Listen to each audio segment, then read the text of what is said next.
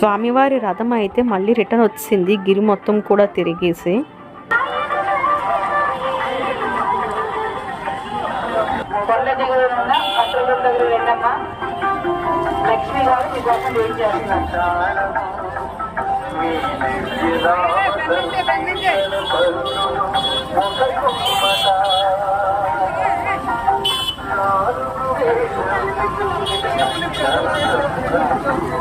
కళాశాల నుంచి సావిత్రమ్మ గారు తప్పిపోయారండి.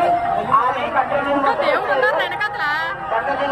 స్టేషన్ కంట్రోల్ రూమ్ దగ్గర ఆయన ఉన్నారు. బంధువులు ఎవరైనా ఇక్కడికి వచ్చి ఆమెను కలవాలని కోరుకున్నామండి. Visakhapatnam city police.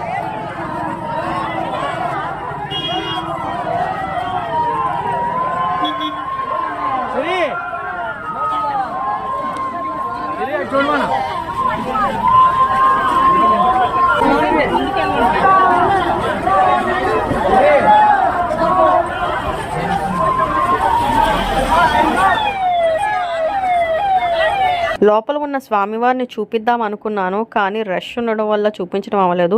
అందరూ ఫోన్స్ పట్టుకొని వీడియోసే ఎక్కువ తీస్తున్నారు.